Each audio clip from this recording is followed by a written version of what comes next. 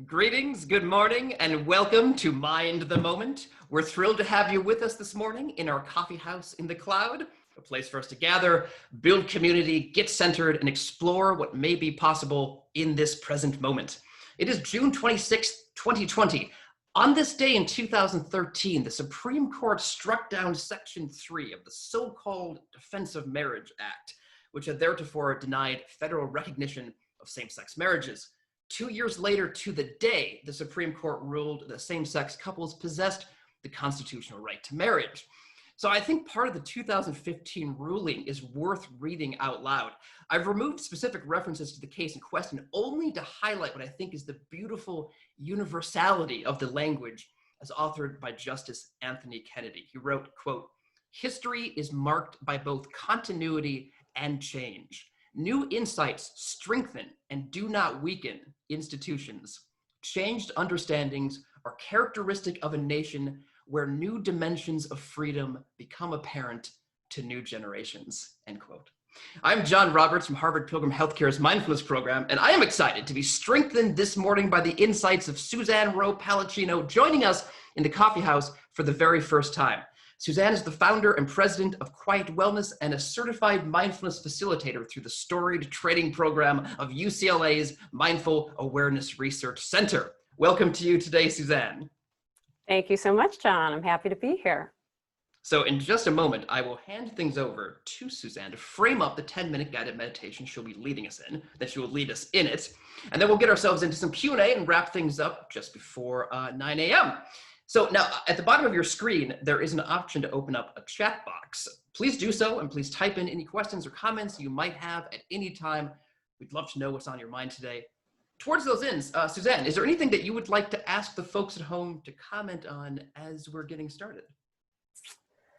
Yeah, I'm curious just maybe people can just add in the chat what you're feeling today or what life is like for you today. You know, I know times have been changing day to day, and just what is life like for you right now? All right, so a big thanks to everyone for taking the time to be with us and with each other this morning. Please keep in mind, only Suzanne and I will be able to see anything that you type. And if we don't read your particular question or comment out loud, please know that we do read and appreciate them all. And that before we close, I will also point out some other ways that you can keep in touch with us today as well, and every day. Okay, so somebody's saying, I feel like I just finished a race. The week is over. Someone writes, getting a bit back to normal. Somebody writes, feeling overwhelming, excited and positive and hopeful. Those are three together.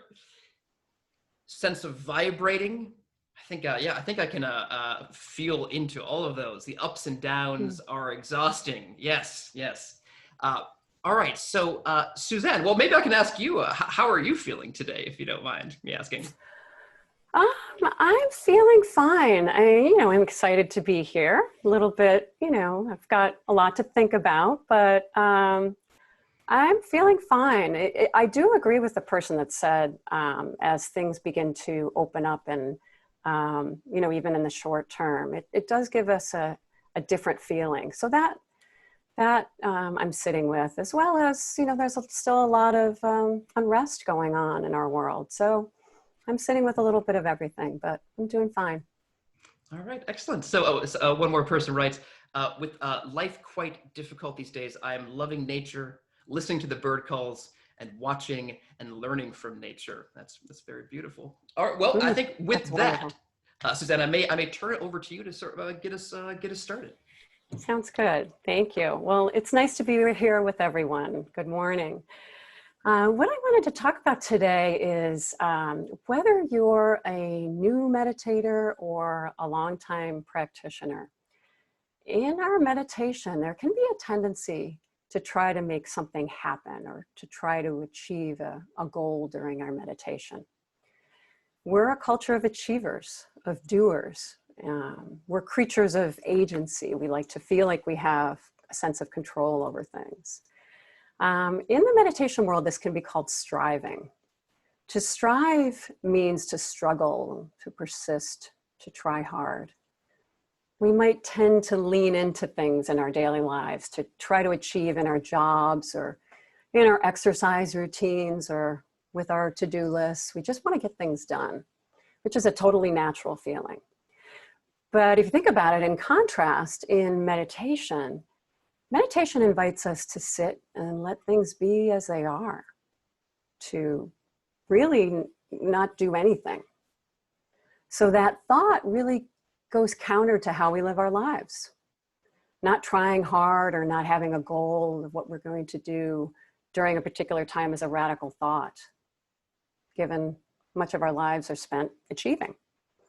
So one way to frame this concept in mindfulness is to focus on the process, not the product. So I'll give you an example. Let's say for making dinner. When we're striving, our primary goal is to look at the product, the completed dinner. That's what we're looking for. Or, for example, walking the dog. We want to get our dog walked before we go to work. So striving is, our primary concern is the product. Whereas when we're non-striving, our focus is in the process. So going back to that dinner example, we smell the garlic as we're cutting it. Or with the dog walking, we notice our dog wagging his tail when he sees another dog. We're not just looking at that end point goal of, I'm going to complete this and move on.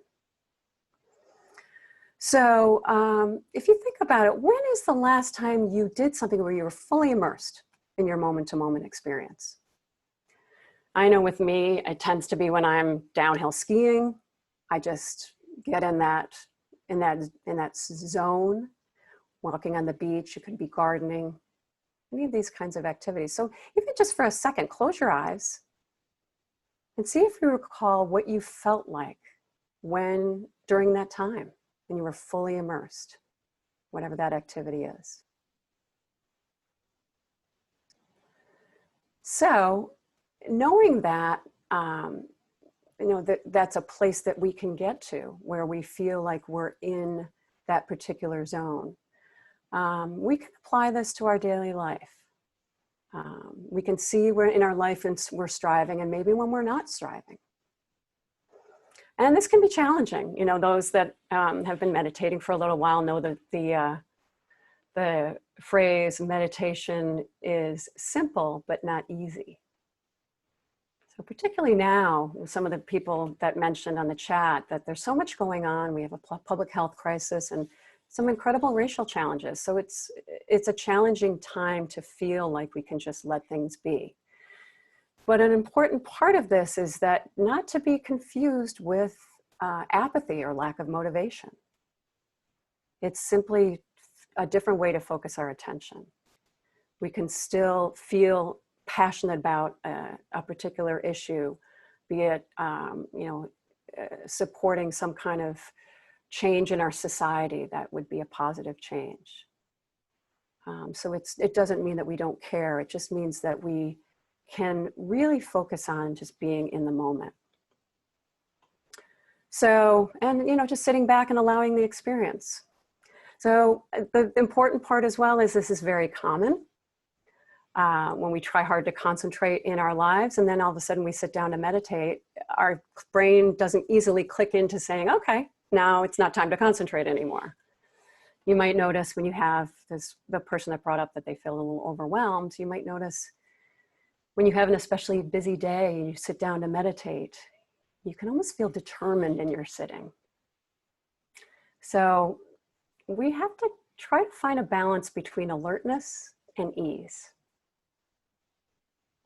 So alertness, when we're sitting meditation, we don't want to fall asleep. So we want to be engaged, but we don't want to be, leaning forward or just expecting something to happen when we're meditating. So that's where the ease comes in. So, you think about how we might take a breath. Amazingly enough, our breath breathes on its own. We don't have to do anything. So here's another example.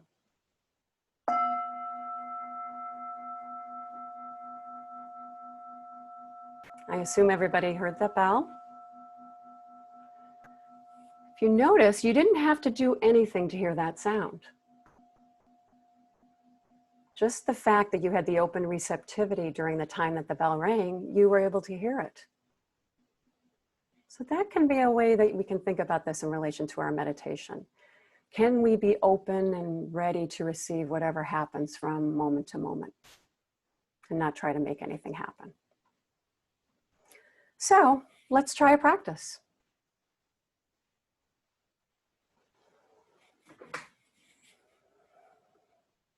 Okay. So just finding a comfortable position.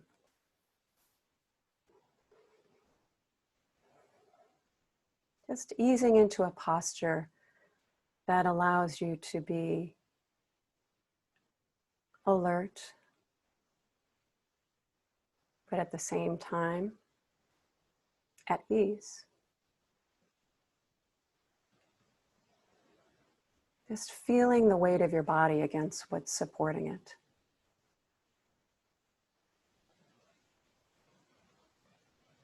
Taking a few deeper than usual breaths at your own pace.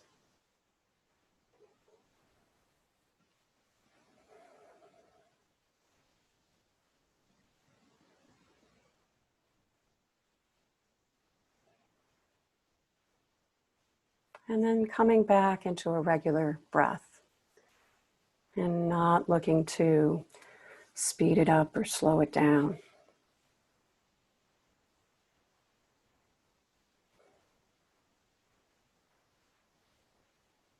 Just checking in with the breath. Does it feel smooth? Maybe you might feel a little constriction.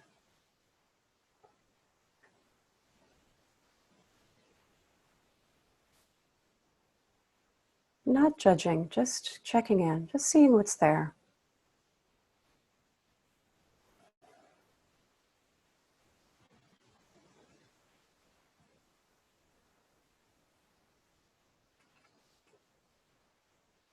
What's happening with your body?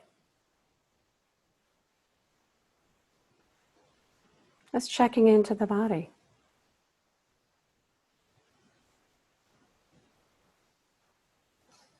Can you release the feeling of wanting the body to be any different way?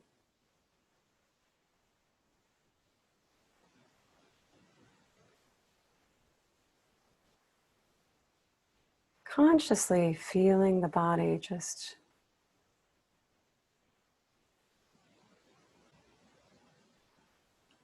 rest into the seat just a little bit further.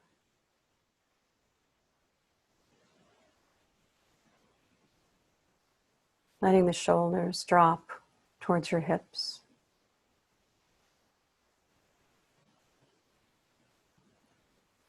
Softening that space between the eyebrows where we could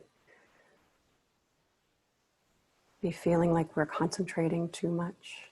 Just allowing every moment to be just as it is. Just releasing the jaw. Maybe even letting the mouth stay open just a little bit.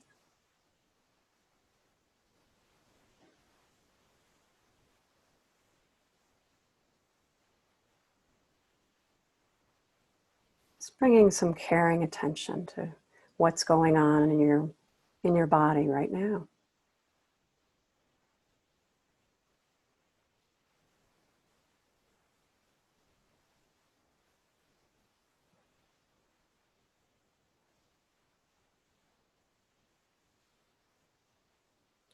Is there a beauty in the not doing? Not trying, not striving for anything, but just leaning back.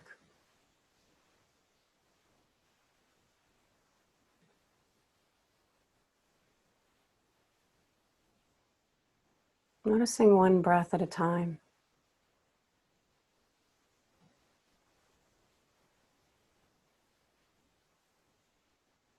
And if we find ourselves caught in that feeling of trying to expect something or expecting something to happen. Just maybe take the body and just lean back, just let go and say, you know, this is my experience right now. Just allowing it to be exactly as it is.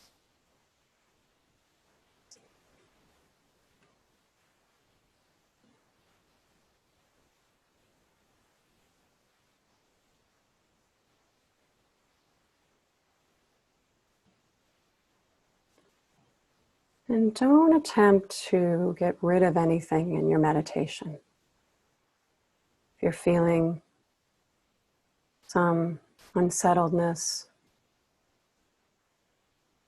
or maybe some worry, we all do when we meditate. That's completely natural. Don't try to get rid of it. Don't judge it. Just everything belongs when we meditate.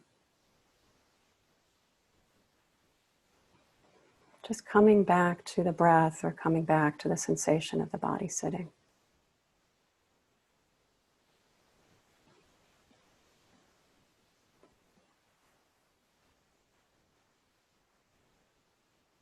And as we move towards the conclusion of our meditation,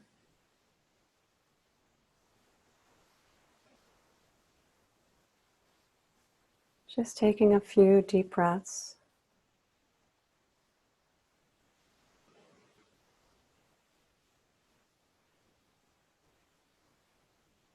In the words of one of my teachers, Marvin Belzer, noticing one quiet breath is not a small thing.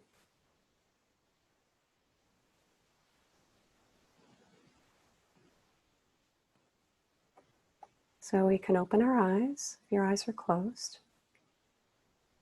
and come back to the group. Oh, thank you for that, Suzanne. Oh, you're welcome. You mentioned this idea of, the sensation of feeling immersed in an activity earlier before the meditation. I'd actually really love to hear from folks who are watching. If anyone would care to type into the chat box moments in your own life when you feel completely immersed, and maybe it's when you're meditating, but maybe it's when you're downhill skiing or doing something else. Also, we'd love to have you ask any questions of Suzanne that you might like. And while you gather your thoughts and type, let me just kick us off here with a question or two. So Suzanne, this is your first time joining us here. So let me get back to basics with you. What attracted you to mindfulness practice in the first place? Well, I was going through a particularly just very, very busy time in my life where I had small children, working a busy job. I was taking care of some elderly parents and just feeling a lot of stress in my life. And I was in a yoga class. And those of you that do yoga know what Shavasana is like at the end of yoga. I just was during this particularly busy time, I was just in this state of absolute calm when I was in Shavasana. And I finished the class and I asked my yoga teacher, how can I learn how to meditate? I feel like this is something that's really beneficial for me, especially during this very busy time. And so she recommended a place where I could sit, and I've been sitting at that particular Sangha ever since. Yes, Shavasana is the one part of yoga that I actually like.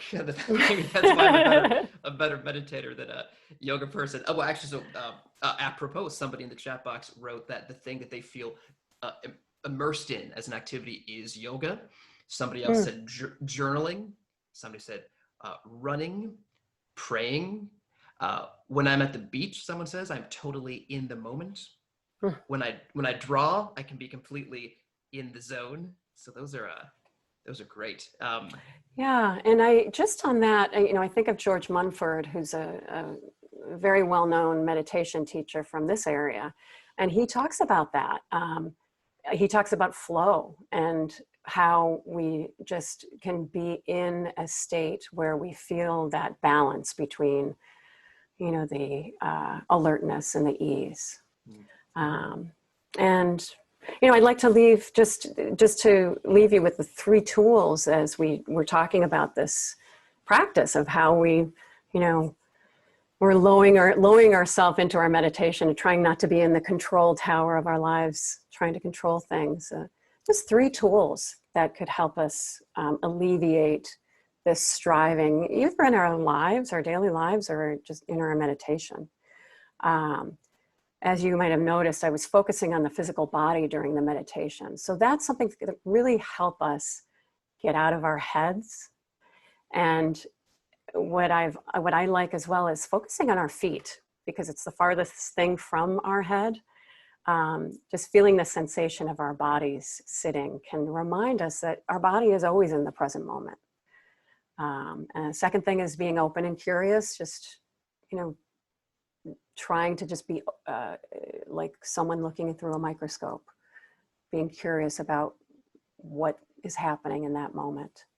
And then just reminding ourselves that you can always begin again. If we find ourselves striving, that next breath is our opportunity. So.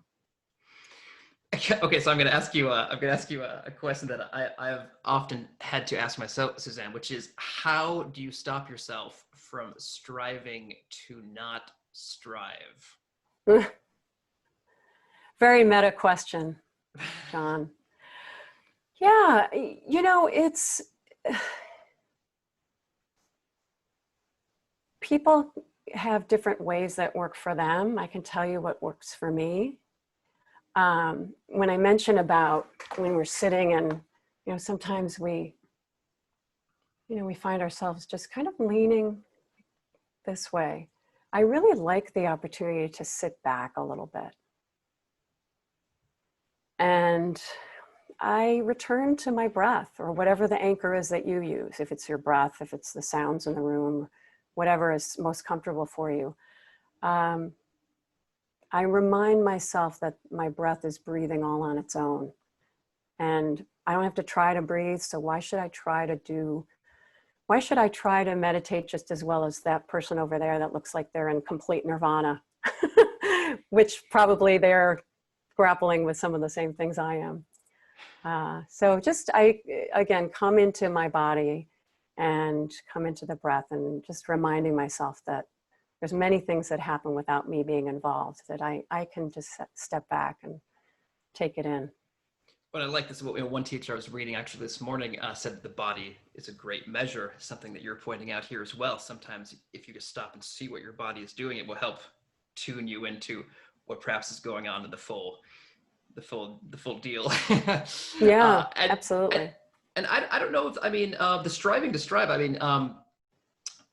it is an actual problem that that I have, and I think that people might, or striving not to strive, I should say. This might be something that is a Western person problem with these meditative practices. So my therapist actually gave me a challenge. She was like, you should take some time to be unproductive every day. And so when I saw her yesterday, I said, okay, I've made a list of all the ways I can be unproductive. And she said, that's not the point. You shouldn't be making the list. I was like, I thought this was.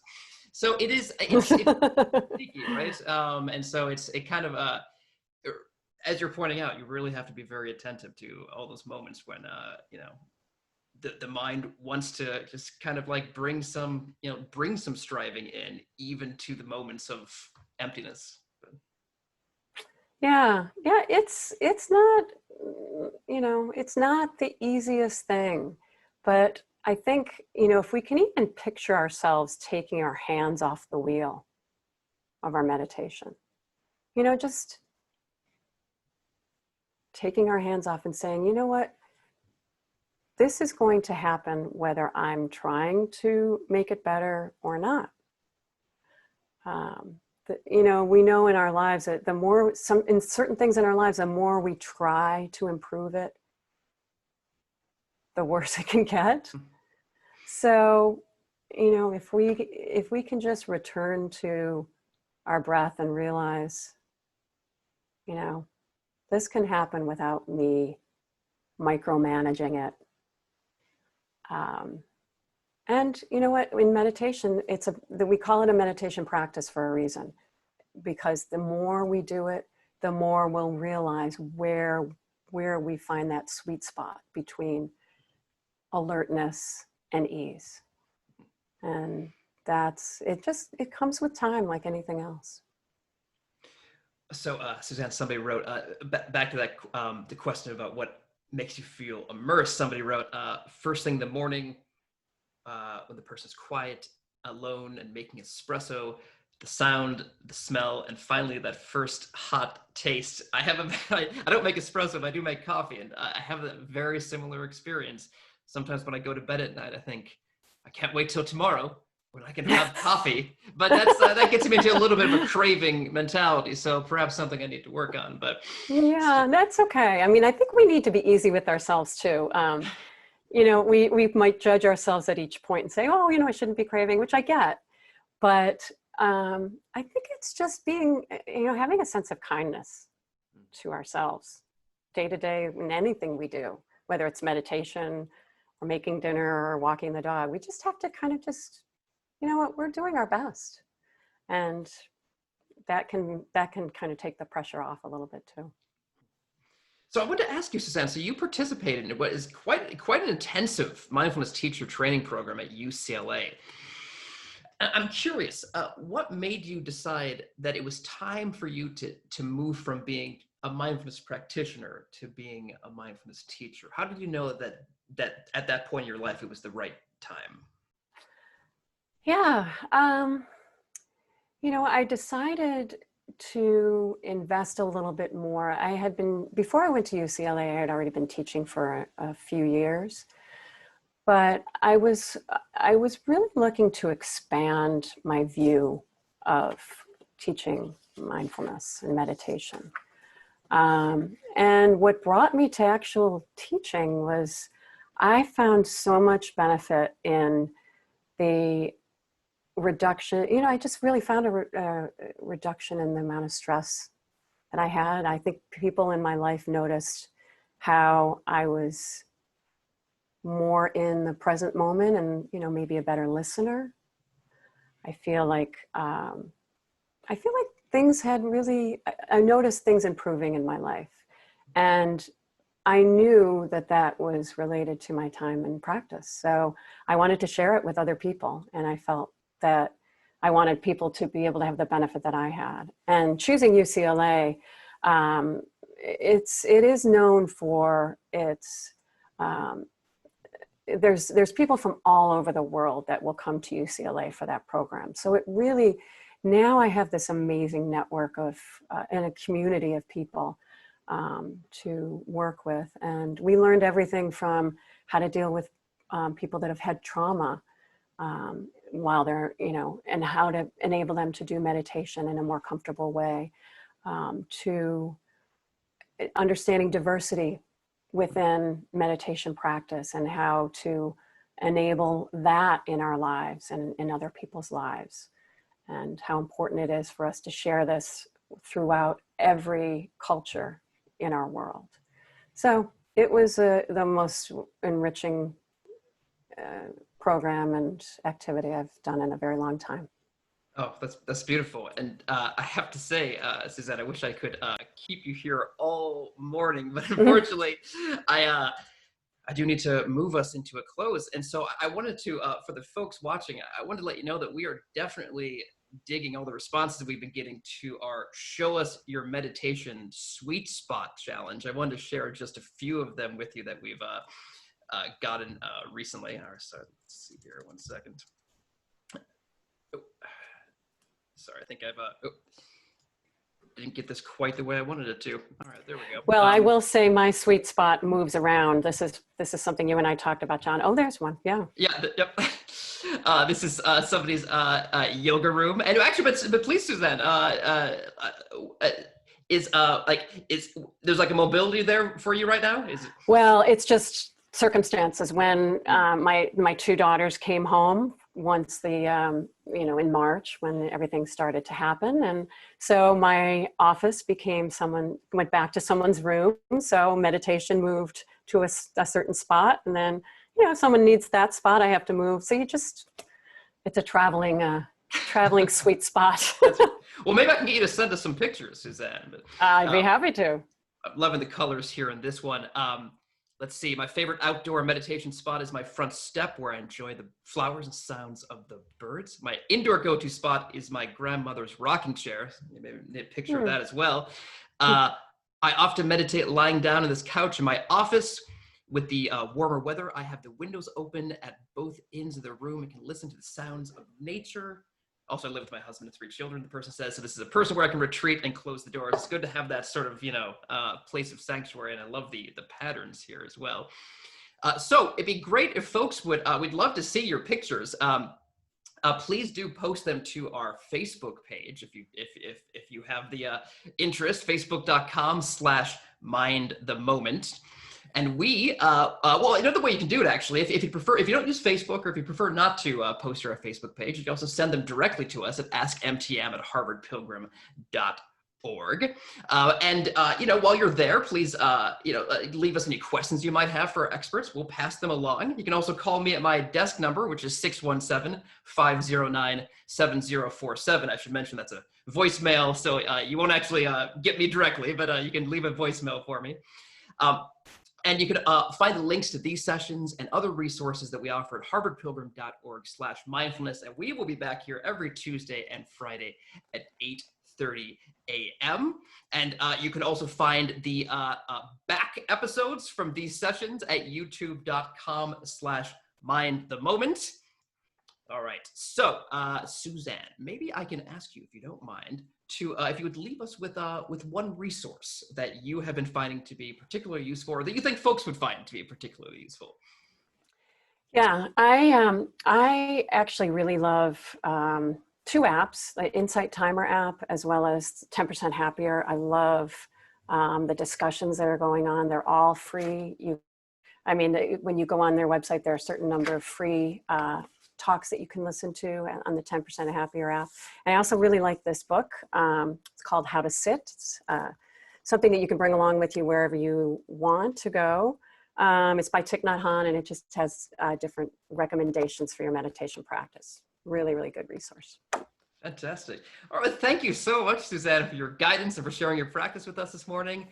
Thank you to everyone who joined us. And we hope to see everyone soon. Hope everyone has a momentous day and weekend. Thanks all.